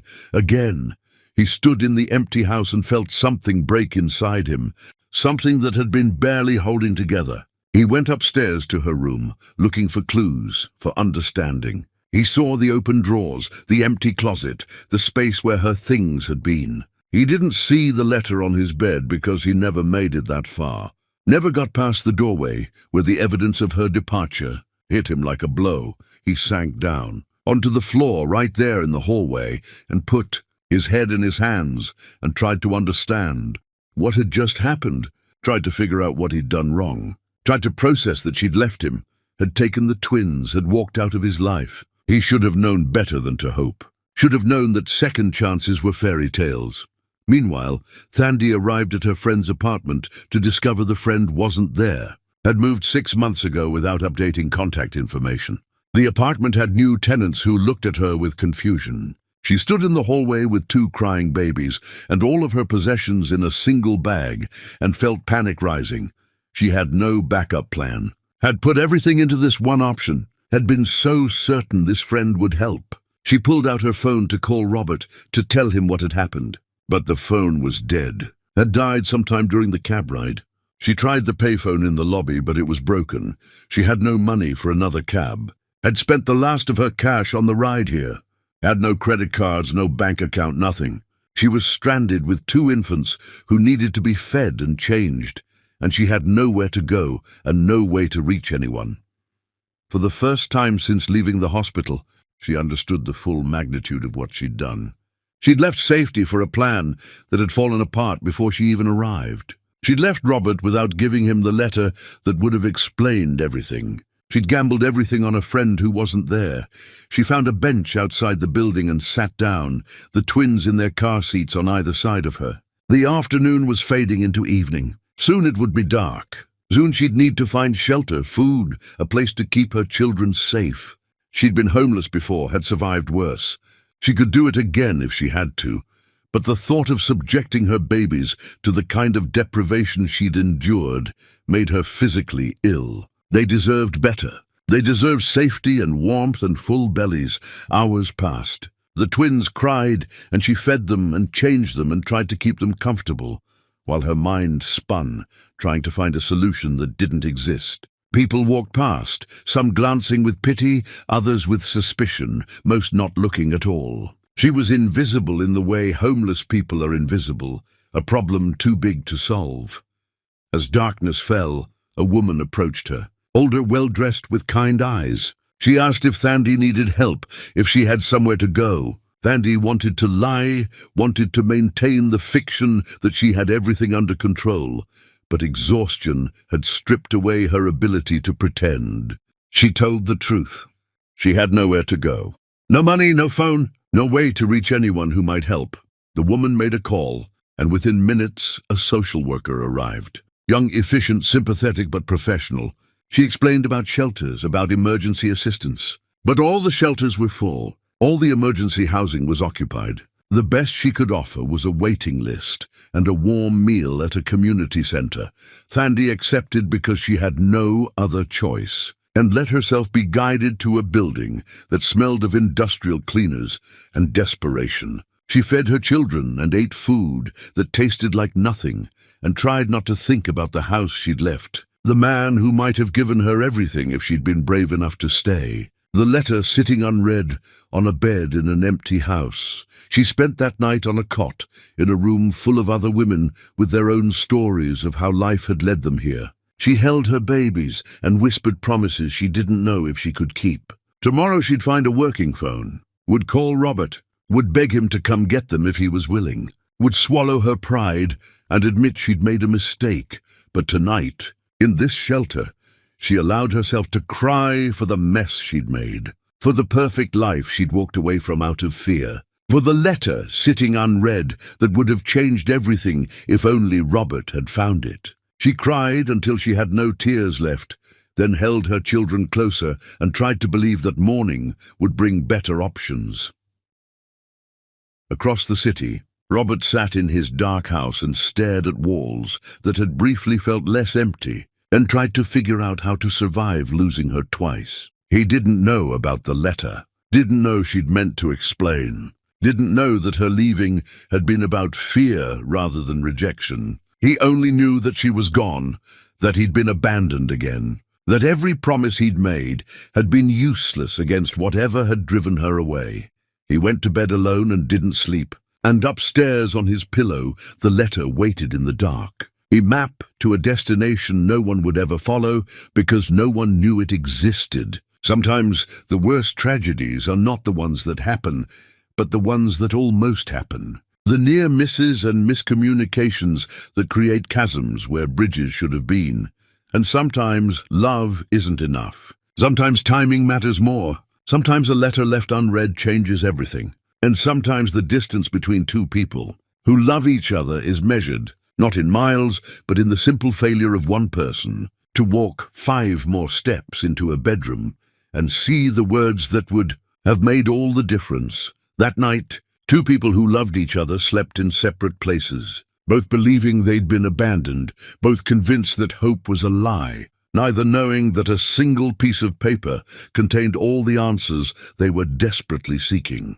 And in the morning, when Thandi found a working phone and called the number she'd memorized, Robert's phone would ring in an empty house where he wasn't present to answer, because timing, as always, was everything. Chapter 9. The Reckoning. Thandi managed to scrape together change from strangers and called Robert's number from a payphone the next morning. It rang and rang until voicemail picked up. His voice, professional and distant. She left a message, trying to keep her voice steady, as she explained where she was, what had happened, begging him to call back at the shelter. Then she hung up and waited, feeding the twins and trying to ignore curious stares, checking with the front desk every 10 minutes to see if anyone had called. No one had. She tried again at noon, and again at 3. Each time it went straight to voicemail, and she left increasingly desperate messages. By evening, she had to accept a terrible possibility. Either he couldn't answer, or he was choosing not to. Either something had happened to him, or he'd decided she wasn't worth the trouble anymore. Both options made her chest feel like it was caving in. What she didn't know was that Robert hadn't been home to hear her first message, hadn't even looked at his phone, which he'd left charging in his office while he buried himself in work, taking every shift offered, volunteering for every surgery, doing anything to keep his mind occupied. When he finally picked up his phone that evening and saw 8 missed calls from an unknown number, he deleted them without listening. Probably a telemarketer. Probably nothing important. He went home to his empty house and poured himself a drink he didn't want and tried to figure out how to exist in a space that had briefly contained everything and now contained nothing but reminders of loss. He walked past her room without looking inside, couldn't bear to see the empty closet and the made bed. He didn't go into the nursery. He ended up in his study, and this time he did walk to his bedroom afterward. He fell onto his bed, still fully clothed, and closed his eyes. His hand brushed against paper on the pillow, crumpled it, pushed it aside without looking. Just laundry, probably. He rolled over and pulled a pillow over his head, and finally, hours later, fell into restless sleep. The letter lay crumpled on the floor where it had fallen. Unread and forgotten, Thandi spent 3 days in the shelter, each day calling Robert's number and leaving messages that became shorter and less hopeful. By the 3rd day, she'd stopped expecting him to answer, had accepted that he'd made his choice, that her leaving had been the final straw. She applied for emergency assistance, filled out forms, sat through interviews. She fed her children and kept them comfortable in circumstances that were steadily deteriorating her spirit. On the 4th day, Juan Rios found her. She never figured out how he tracked her down. Maybe he'd been watching, maybe he had contacts, maybe it was just terrible luck. However it happened, he appeared outside the shelter with a smile that didn't reach his eyes and words that sounded almost reasonable. He wanted to talk, just talk. He'd heard she was in trouble. He wanted to help. He was the father of those children after all. He had rights. He had responsibilities. He wanted to step up. Every instinct screamed not to believe him, not to engage. But desperation makes people stupid, and she was desperate enough to listen when he said he had an apartment, when he said there was room for her and the twins, when he said he had a job now and could provide. She knew it was a trap, knew he wanted something, but the alternative was staying in this shelter indefinitely. So when he offered his hand and said they could start over, that he'd changed, that he wanted to be there for his kids, she took it, not because she believed him, but because she had nowhere else to go. The apartment was small and dirty and smelled of things she didn't want to identify. He set down rules immediately. She would work. He would watch the kids. She would pay for groceries and rent. He would provide housing. It was transactional, cold, but it was shelter. Within a week, the truth revealed itself. He didn't have a job. He had debts. He had gambling problems and creditors who called demanding payment. He needed money and she was his source. When she found work cleaning offices at night, he took most of her paycheck before she brought it home. When she protested, he reminded her that he was providing childcare, that she owed him. She endured it because she had no choice. Because leaving meant being homeless again. because her children needed diapers and formula. She worked herself to exhaustion, came home to crying babies and a man who'd done nothing all day and fell into bed too tired to even cry. Meanwhile, Robert existed in a numb fog. He went to work, he performed surgeries, he saved lives. And then he went home and sat in the dark and wondered how he'd managed to destroy the same woman twice. His colleagues noticed, his performance suffered. He made mistakes that were caught before they became dangerous, but were alarming enough that his supervisor pulled him aside and suggested he take time off. He refused. Work was the only thing keeping him functional. If he stopped, he'd fall apart completely. So he kept working, kept moving, kept existing in the hope that eventually the pain would fade. It was one of the nurses who finally made the connection. She'd been in the operating room that first night when Thandi came in, had seen Robert's reaction, had watched the way he'd acted around her during recovery. She'd put pieces together and kept quiet because it wasn't her business. But after watching him deteriorate for weeks, she decided someone needed to intervene. She found him in his office one evening and asked bluntly if he'd heard from the patient from that night, the one with the twins, Thandi. He looked at her with haunted eyes and said no. She'd left. It was over. The nurse studied him for a long moment and then asked when he'd last been home, when he'd last checked his messages, when he'd last actually looked through his house.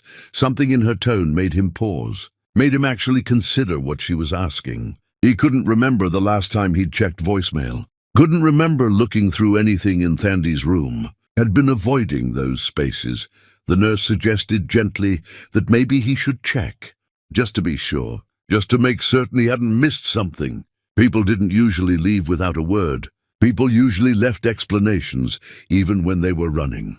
Maybe there was something he'd overlooked. He went home that night, actually intending to look. Steeled himself to enter Thandi's room and search it properly, but he made it only as far as his own bedroom before exhaustion hit him. He collapsed onto his bed, and his hand landed on crumpled paper that had been sitting on his floor for weeks. He picked it up without thinking, started to throw it away, then noticed handwriting. Her handwriting. He sat up, smoothed out the paper, started reading. By the second paragraph, his hands were shaking so badly he could barely hold the page. By the end, he was on his feet and grabbing his car keys and running for the door with the letter clutched in his hand. She hadn't left because she didn't want him. She'd left to give them both space. She'd left him an address. She'd left him a way to find her, and he'd missed it. Had let this letter sit unread for weeks while she was out there somewhere thinking he'd abandoned her. The address led him to an apartment building in a neighborhood that made him lock his car doors twice. He climbed stairs that smelled of urine and desperation and knocked on the door, already knowing from the age of the paper that she wasn't going to answer. A stranger opened it, confirmed they'd been living there for months, didn't know anyone named Thandi. He went to the shelter she'd mentioned in one of the voicemails he'd deleted. They confirmed she'd been there, but had left with a man who claimed to be the father of her children. They didn't have a forwarding address. Suggested he try social services, file a missing persons report maybe. He tried everything. Called every shelter. Filed reports with police who looked bored and said they'd keep an eye out. Hired private investigators who took his money and came back with nothing. She'd vanished, and this time he knew it was his fault.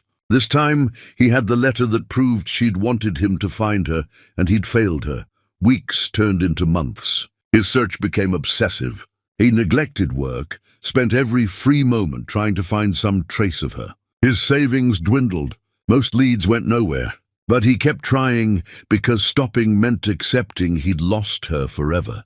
He was in his office late one evening when his phone rang with a number he didn't recognize. He answered, hoping it was a lead. Instead, he heard a small voice ask if this was Dr. Finney. He confirmed it was. There was a pause, and then the voice said there was a woman here who needed help. She wouldn't give her name, but she kept asking for this number.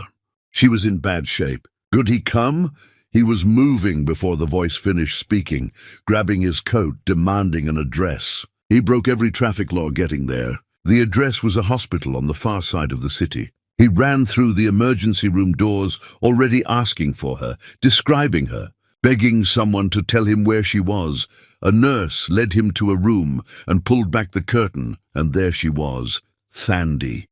Looking so thin he barely recognized her, bruises on her arms, exhaustion written into every line of her face. She was holding a baby, a girl, smaller than the twins had been, with dark hair and features that looked disturbingly like his own. Their eyes met, and he saw hope and fear and desperate relief all at once. "You came," she whispered. "I didn't get the letter," he said, his voice breaking. "I didn't see it until weeks later. I've been searching for you ever since. I'm so sorry. I'm so sorry I didn't find it sooner," she started crying. And he moved to the bed and pulled her into his arms as carefully as he could, mindful of the baby between them, and let her sob against his chest while he whispered apologies and promises and pleas for forgiveness. They stayed like that until the storm passed, until she could breathe normally again. She told him everything, about Juan, about the apartment, about working herself to exhaustion while he took her money, about getting pregnant and being terrified to tell Juan, about hiding the pregnancy until it was too obvious and then being thrown out, about giving birth alone with no one to call. She told him about the daughter she'd just delivered, about how she knew the moment she saw her that this baby was his, not Juan's, that the timing made it impossible for it to be anyone else's child, about how she'd asked the nurse to call him, not knowing if he would answer, taking one last desperate chance. And he had come, had dropped everything and run to her, was here now holding her and promising that this time he wouldn't fail. "What's her name?" he asked softly, looking down at the baby. "I was waiting for you," she said. "I wanted you to help me choose."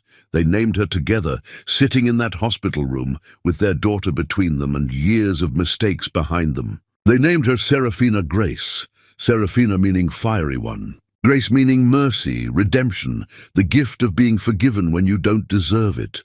It was perfect, and when he finally asked what happens now, what do we do next, she looked at him with eyes that had seen too much suffering, but still held hope, and said the only thing that mattered: we try again. We try again, and this time we don't let anything tear us apart. He kissed her forehead and promised he'd spend the rest of his life making sure. Nothing did. He didn't know yet about all the battles that lay ahead. Didn't know that his family would fight harder than before. Didn't know that Juan would come back demanding rights. Didn't know about the legal fights and emotional warfare, but in that moment, holding his daughter and the woman he loved, having finally found her after months of desperate searching, none of that mattered. All that mattered was that they were together, that they were trying. That love, against all odds, had survived long enough to be given one more chance. And sometimes, one more chance was all you needed. Chapter 10. When love refuses to die, Robert brought them home the next day. And this time there was no hesitation, no careful distance. He carried Serafina while Thandi managed the twins, and when they crossed the threshold, he turned to her and said with absolute certainty that this was their home now, not his. That she wasn't a guest, but the woman he intended to spend the rest of his life with if she'd let him. She'd nodded, too exhausted to do anything else, and let him guide her to the master bedroom, not the guest room she'd occupied before. When she started to protest, he stopped her with a look that contained years of regret and determination. They were done pretending, done maintaining walls, done acting like they were anything other than what they'd always been. Two people who loved each other despite every reason not to. The first week was adjustment, learning how to parent 3 children, learning how to exist in the same space without armor, learning how to be vulnerable after so much time spent protecting themselves. Robert took leave from the hospital, refused to go back until Thandi said she was ready, and she realized with wonder that he meant it. He was choosing them over everything else. Finally, completely. Serafina was a week old when Robert's mother called. He hadn't spoken to her since Thandi left the first time, had let the calls go to voicemail. But she was persistent, and eventually he answered because avoiding her forever wasn't realistic. The conversation lasted less than 3 minutes. She demanded to know where he'd been, why he was neglecting family obligations. He told her the truth in words that were calm but immovable. He'd found Thandi. She'd given birth to his daughter. He was building a life with her and 3 children. His mother's response was predictable: shock, outrage, accusations that Thandi had trapped him, threats about what this would do to the family reputation. He listened until she ran out of words. And then he said something he should have said 5 years ago. "I'm done letting you control my life. I'm done choosing your approval over my happiness. I love Thandi. I love my daughter. I love the twins as if they were my own blood. And if accepting that costs me my place in this family, then I'm choosing them over you." Every single time. The silence that followed was long and heavy. Then his mother said, in a voice made of ice, that she'd come to see this situation for herself, to meet this woman who'd apparently destroyed her son's common sense. Robert agreed because he knew the confrontation was inevitable. His mother arrived 3 days later with an entourage that included his father, 2 aunts, and a cousin who worked in law, clearly brought along to assess legal ramifications. They stood in the foyer like an invading army, taking in the evidence, baby equipment scattered across expensive furniture, the sound of infants crying from upstairs, the general chaos.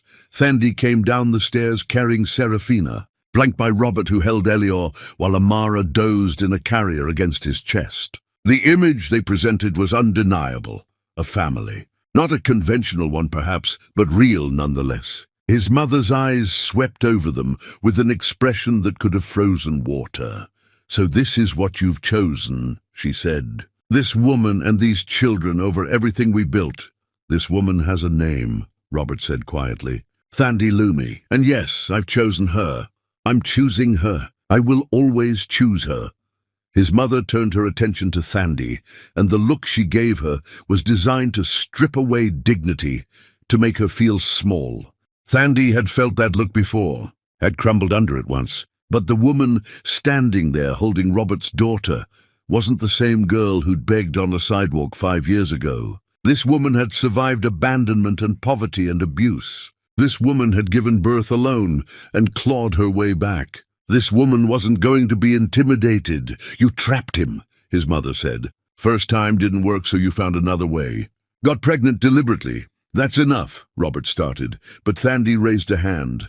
"Let her finish," Thandi said calmly. "Let her say everything." "I want to hear it all," his mother continued, warming to the topic, listing every way Thandi was unsuitable, every reason this would end in disaster, every piece of evidence that she was a parasite. The words were designed to wound, chosen for maximum impact, delivered with precision. Thandi listened without flinching, without crying, without giving his mother the satisfaction. When the tirade finally wound down, Thandi spoke into the ringing silence. "Are you finished? Because I have something to say now, and you're going to listen. Your son loved me 5 years ago.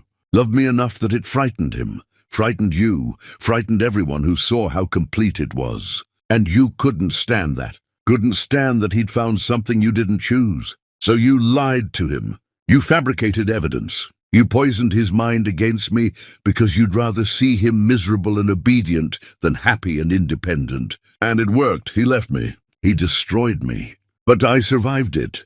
I survived losing him. I survived poverty and abuse, and every terrible thing that happened after. I survived giving birth alone. I survived all of it without your money or your approval or anything from your family except pain. So now, when you stand in this house and tell me I'm not good enough, understand this. I don't need you to think I'm good enough. I don't need your approval. I only need Robert, and he's already chosen me. So you can accept that and find a way to be part of his life, or you can leave. But you will never make me feel small again. Those days are over. The silence that followed was absolute. No one in that room had ever spoken to his mother that way. The shock on her face would have been comical if the moment weren't so serious. But before she could formulate a response, Juan Rios walked through the front door. Robert hadn't locked it after his family arrived. And Duan took advantage, strolling in with confidence that suggested either stupidity or desperation. He looked at the gathered assembly, at Thandi with the baby, at Robert with the twins, and smiled in a way that made Thandi's blood run cold. "Interesting family meeting," Juan said casually. "Hope I'm not interrupting. I just came to discuss visitation rights for my children. I'm their father, after all." Thandi felt her grip tighten on Serafina. "You have no rights. You abandoned us. You threw me out. You have no claim."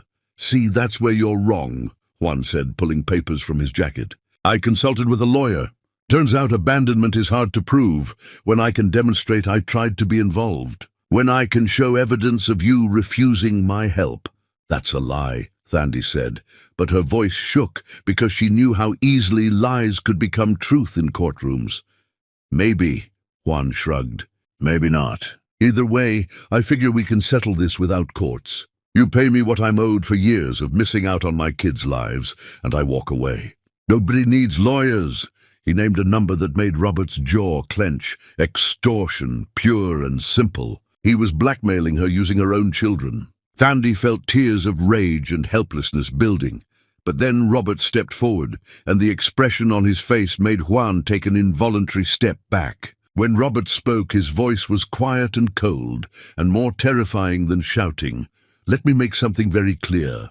You have no rights to these children. You abandoned them. You abused their mother. You threw her out when she needed you most. And now you show up trying to blackmail her. So here's what's going to happen.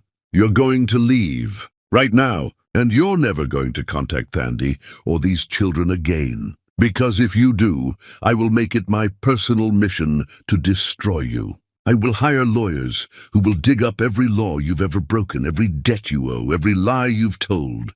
I will make sure you spend years in legal battles that drain whatever resources you think you have.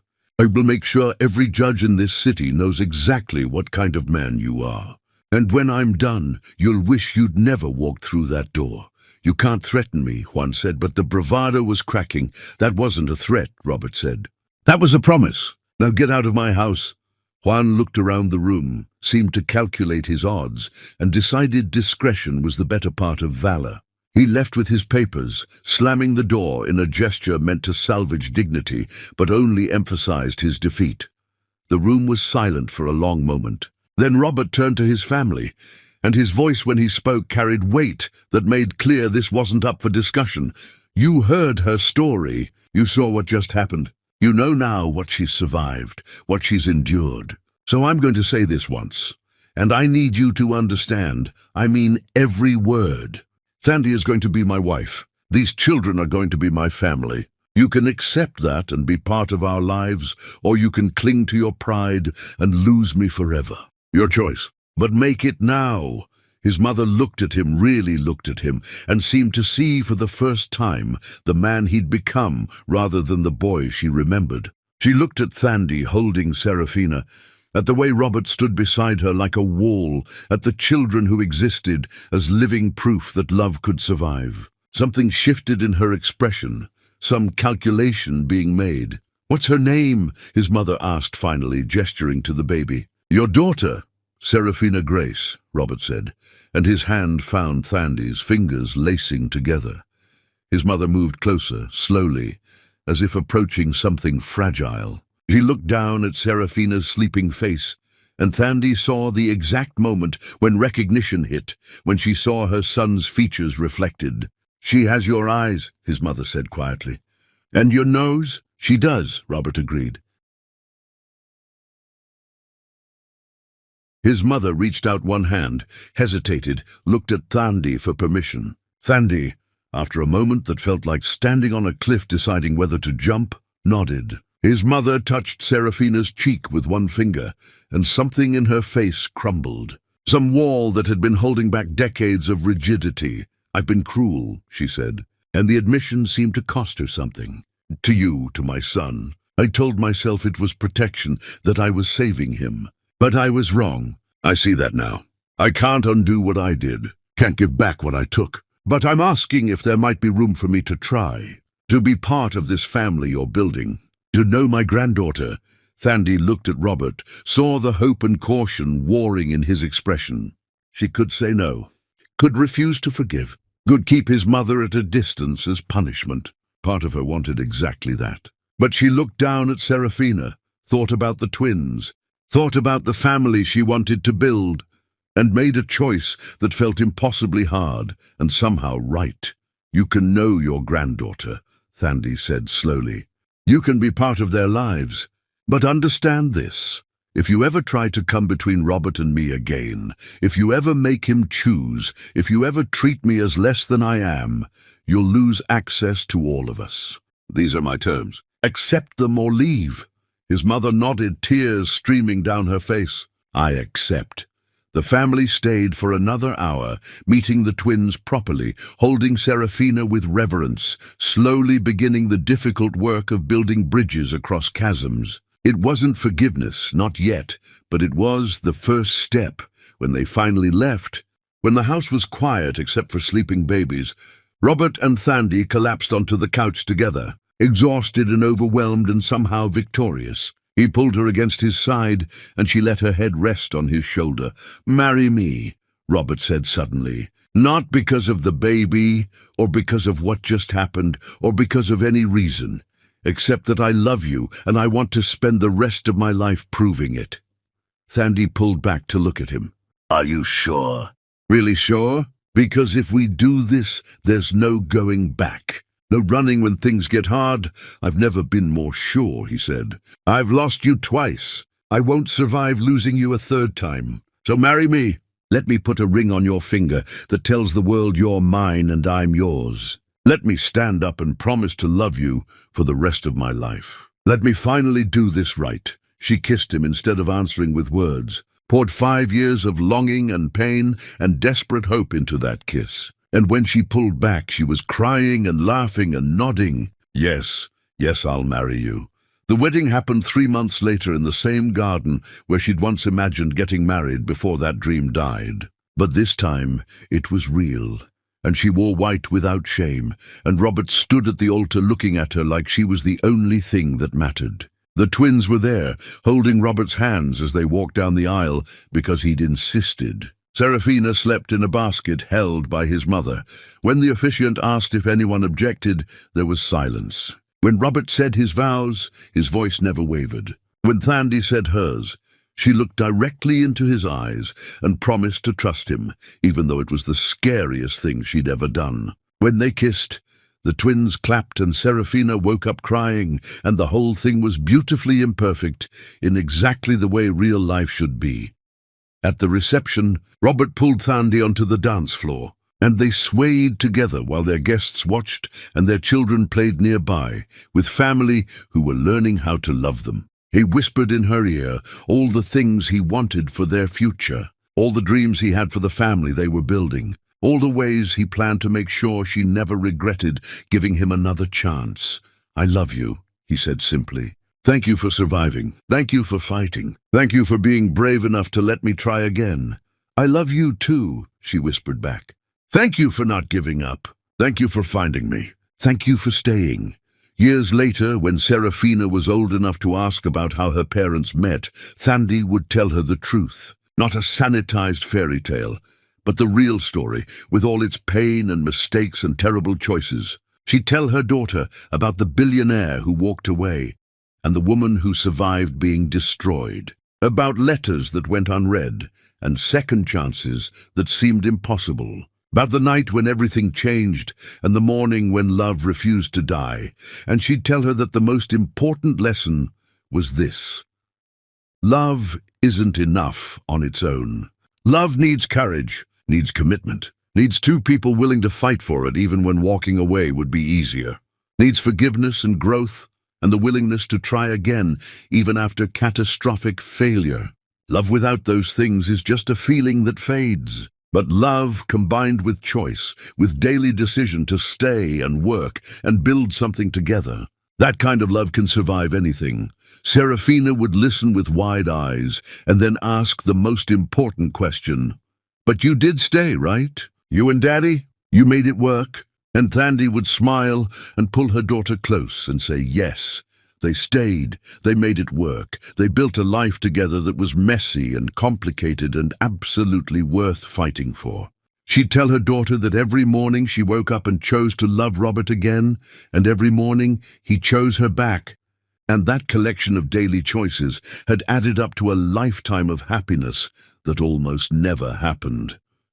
She'd tell her daughter that the greatest love stories aren't the ones where everything goes perfectly. They're the ones where everything goes wrong, and the people involved refuse to give up on each other anyway. Where they stumble and fall and make terrible mistakes, but keep getting back up and trying again. Where they learn that happy endings aren't things that just happen, but things you build deliberately, carefully, with full knowledge that you might fail, but determination to try anyway. And when Serafina asked if she believed in fairy tales, Thandi would say no, she believed in something better. She believed in real love, the kind that survived fire and came out stronger.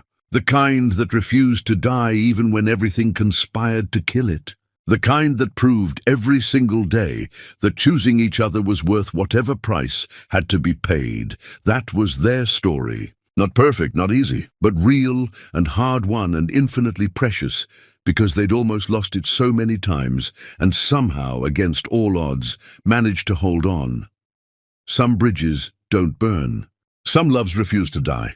And sometimes, if you're very brave and very lucky and willing to fight for it with everything you have, you get a second chance to build the life you always wanted with the person you never stopped loving. That was their story. Messy and beautiful and absolutely true. And they lived it day by day, choice by choice, for the rest of their lives together.